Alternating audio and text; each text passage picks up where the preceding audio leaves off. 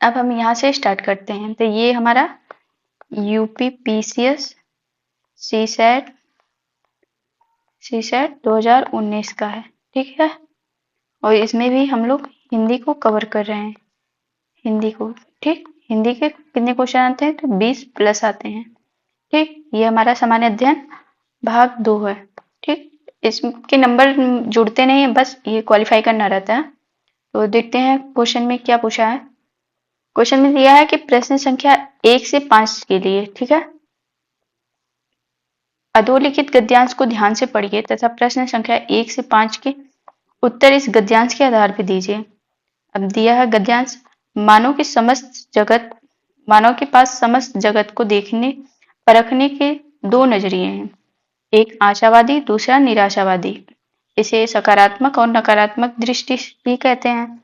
जो आशावादी या सकारात्मक मार्ग पर चलते हैं वे सदैव आनंद की अनुभूति प्राप्त करते हैं तथा निराशावादी या नकारात्मक दृष्टि वाले दुख के सागर में डूबे रहते हैं और सदा अपने आप को प्रस्थापित करने के लिए तर्क किया करते हैं।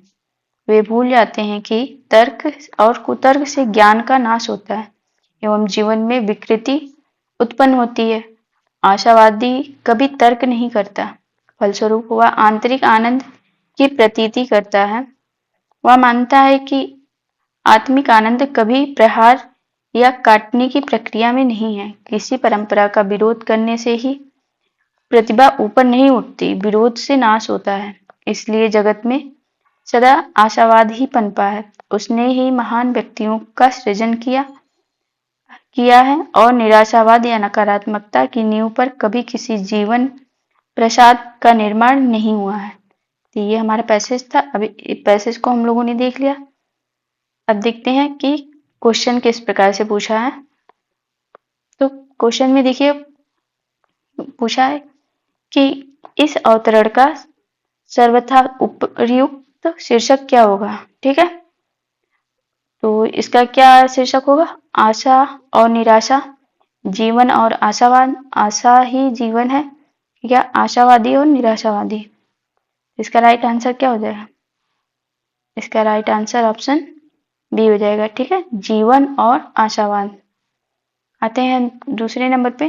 तो परंपरा का विरोध करने से प्रतिभा ऊपर नहीं उठती का आशय क्या है? परंपरा व्यक्ति को दकियानूस बनाती है। परंपरा का विरोध व्यक्ति को प्रतिभा संपन्न बनाता है।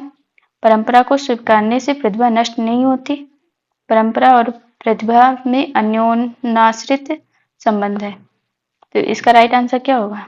इसका राइट आंसर ऑप्शन सी हो जाएगा, ठीक है। परंपरा को स्वीकारने से प्रतिभा नष्ट नहीं होती है। आगे देखते हैं। नकारात्मकता का आशय है तो निराशावाद, स्वीकार्यता, सकारात्मकता या इनमें से कोई नहीं। तो राइट आंसर क्या हो जाएगा? राइट आंसर इसका ऑप्शन ए हो जाएगा, ठीक है। नकारात्मकता का अर्थ है निराशावाद। तो हमारा राइट आंसर ऑप्शन ए है। आगे देखते हैं। आगे दिया है कि निराशावादी दुख के सागर में डूबे रहते हैं और सदा अपने आप को प्रतिस्थापित करने के लिए तर्क किया करते हैं। के लिए कहा जा सकता है निराशा कुंठा प्रवचना की जननी है। निराशावादी का चेहरा चिंता की रेखाओं से घिरा रहता है। निराशावादी व्यक्ति दूसरे के आनंद से दुखी रहते हैं। या उपरोक्त सभी वाक्य सही हैं।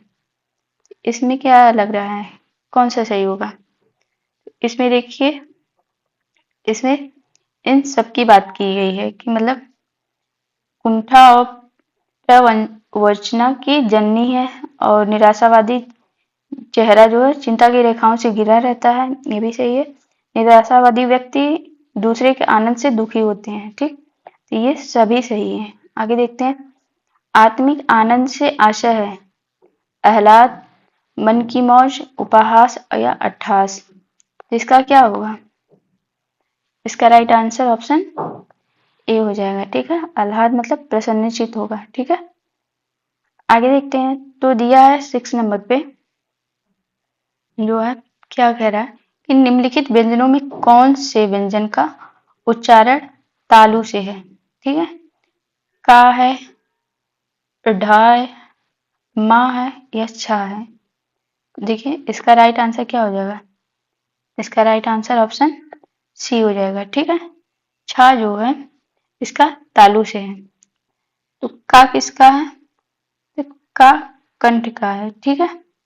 और ढा किसका है, तो ये मूर्धन्य मूर्धा का है, ठीक है। एक मिनट, मूर्धा, ठीक है मूर्धा।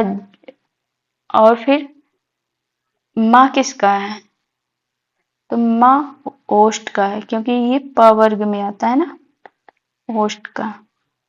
तो का वर्ग में जितने रहेंगे वो कंठ के हो जाएंगे, और टा वर्ग में जितने रहेंगे वो मूर्धा के हो जाएंगे, और पा वर्ग में जितने रहेंगे वो ओष्ठ के हो जाएंगे, ठीक है। आगे देखते हैं, तो आगे क्या बोला है, निम्नलिखित में से वह वाक्य छाटिए जिनमें क्रिया विशेषण का प्रयोग किया गया है, ठीक है। तो पहला दिया है कि यहाँ कैसे कैसे लोग एकत्र हुए हैं, ठीक है। और फिर इसमें क्या दिया हुआ है कि वह काली गाय घास चर रही है। और फिर आगे क्या दिया हुआ है, आगे दिया हुआ कि मुझसे खट्टा फल नहीं खाया जाता, तुम जी जान लगाकर पढ़ रहे हो। तो इसमें जो है क्रिया विशेषण कहाँ है, तो इसमें क्रिया विशेषण जो है राइट आंसर क्या हो जाएगा, राइट आंसर ऑप्शन डी हो जाएगा, ठीक है। यहाँ पे देखो, तुम जी जान लगाकर पढ़ रहे हो, ठीक है। तो जान लगाकर पढ़ना जो है ये तो क्रिया हो जाएगा, लेकिन उसकी विशेषता बता रहा है किस तरीके से पढ़ रहे हो, मतलब बहुत मेहनत से पढ़ रहे हो। तो राइट आंसर क्या हो जाएगा, ऑप्शन डी हो जाएगा, ठीक है। आगे देखते हैं, तो आगे क्या पूछा है, 8 नंबर पे दिया है कि ऐसे शब्द जो उच्चारण और वर्तनी की दृष्टि से समान हो पर व्युत्पत्ति और अर्थ की दृष्टि से भिन्न हो कहलाते हैं, क्या कहलाते हैं, पर्यायवाची शब्द, समरूप या समुच्चारित शब्द, विपर्याय या विलोम शब्द, उपरोक्त में से कोई नहीं। तो इसका राइट आंसर क्या होगा, इसका राइट आंसर ऑप्शन बी होगा, ठीक है, सम उच्चारित शब्द, ठीक। आगे देखते हैं, समुच्चारित मतलब बोलने में दोनों के साउंड सेम सेम रहेंगे, लेकिन दोनों की मीनिंग जो है अलग अलग रहेगी, ठीक। आगे देखते हैं, बच्चा शब्द का तत्सम रूप होता है क्या, बच्च, बालक, वत्स या बाल। राइट आंसर क्या आ जाएगा, राइट आंसर ऑप्शन सी हो जाएगा, वत्स, ठीक है। अब 10th नंबर पे दिया अभ्यांतर का विलोम क्या होता है, अभ्यांतर मतलब अंदर, तो इसका क्या होगा, बाह्य, अंदर का, मध्य, अभी अभी। तो इसका राइट आंसर जो है ऑप्शन ए हो जाएगा, ठीक है, ऑप्शन ए। अभ्यांतर मतलब आंतरिक, अंदर से है, और बाह्य मतलब बाहर से मतलब होता है।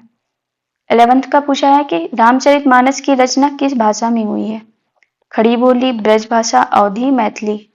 तो इसका राइट आंसर क्या हो जाएगा, इसका राइट आंसर ऑप्शन सी हो जाएगा, ठीक है, अवधी से। आगे देखते हैं, तो आगे क्या बोला है, आगे दिया है कि निम्नलिखित वाक्यों में शुद्ध वाक्यों को चुनना है, ठीक है। कौन सा वाक्य शुद्ध है, तो चहार दीवारी के पार एक सुंदर इमारत है, ठीक है। और फिर दिया उपरोक्त वाक्य का संज्ञान ले, और सी में दिया शिक्षणेतर कर्मचारी आज शाम को एकत्र होंगे, यह कार्य अत्यंत महत्वपूर्ण है। तो इसमें से क्या देखना है, इसमें शुद्ध वाक्य छांटना है, ठीक है। तो देखते हैं हमारा गलत कहाँ हुआ है, तो देखिए ये जो है यहाँ पे ये गलत लिखा हुआ है, चार दीवारी, चार दीवारी होता है, ठीक है। और उपरोक्त वाक्य ये उपरोक्त गलत है, ठीक है। क्या होता है इसका, उपर्युक्त होता है, ठीक। यहाँ पे ये गलत हो गया। अब आते हैं अपने सी वाले पे, तो ये शिक्षणेतर जो लिखा है तो ये यहाँ पे गलती हुई है, ठीक। तो ये भी गलत हो गया। राइट आंसर क्या होगा? राइट आंसर ऑप्शन डी हो जाएगा, ठीक है। इन सब में मतलब वर्ड में कुछ ना कुछ कमी है, पर डी वाला सही लिखा हुआ है। आगे देखते हैं। तो दिया है कि निम्नलिखित में से खिड़की का पर्यायवाची है। वातायन, बारी, दरीचा, उपयुक्त में से सभी। तो इसका राइट आंसर क्या होगा? इसका राइट आंसर ऑप्शन डी हो जाएगा, उपर्युक्त सभी है, ठीक है। 14 पे देखते हैं। तो निम्नलिखित में से अशुद्ध वर्तनी वाला शब्द है, तो इसमें से कौन सा होगा अशुद्ध वर्तनी का? तो निसंदेह, निसंकोच, उज्जवल, महत्व। तो इसका राइट आंसर क्या हो जाएगा? इसका राइट आंसर ऑप्शन डी हो जाएगा, ठीक है, क्योंकि ये ता में एक और ता होता है, ठीक है। बाकी और सब सही लिखा हुआ है। अब 15 नंबर पे चलते हैं। तो 15 पे क्या पूछा है? इस संधि विच्छेद बताना है। मातृणाम का शुद्ध संधि विच्छेद है। मात्र प्लस ऋणाम तो नहीं, मातृ प्लस ये देखिए इधर ऋणाम, और मात प्लस ऋणाम या मातर प्लस ऋणाम। तो राइट आंसर क्या हो जाएगा इसका? राइट आंसर ऑप्शन बी हो जाएगा, ठीक है। आगे देखते हैं। तो आगे क्या पूछा है? गमला और आलपिन ये किस भाषा के हैं? तो गमला और आलपिन फ्रेंच है, अंग्रेजी है, पुर्तगाली है या जापानी है? राइट आंसर क्या हो जाएगा? राइट आंसर इसका सी हो जाएगा, ठीक है, पुर्तगाली है ये। आगे देखते हैं। 17 नंबर पे दिया है कि अपनी करनी पार उतरनी का अर्थ है दूसरों के कर्म फल को स्वयं भी भुगतना पड़ता है। अपने फल का अपने कर्म का फल स्वयं भोगना पड़ता है। कर्म का फल अवश्य मिलता है। दूसरों के अच्छे कर्मों का अनुकरण करना चाहिए। इसका राइट आंसर क्या हो जाएगा?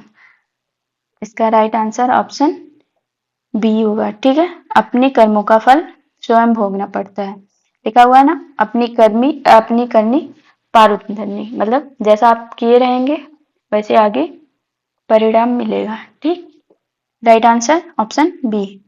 आते हैं 18 पे। तो दिया हंस पद विराम चिन्ह का प्रयोग होता है वाक्य को पूरा करने के लिए, संकेत देने के लिए, अर्थ स्पष्ट करने के लिए, लिखने में अक्षर छूटने का संकेत देने के लिए। तो इसका राइट आंसर क्या होगा? राइट आंसर ऑप्शन डी होगा, ठीक है। जैसे राम खाना खाया, ठीक है। तो मान लीजिए खाना छूट गया है, ठीक है, तो उसके बीच में ऐसे राम खाया, मान लीजिए खाना छूट गया तो इसके बीच में ऐसे लगा के यहाँ पे खाना लिखा जाएगा, ठीक है। इसको कहते हैं हंस पद, ठीक है। आगे देखते हैं।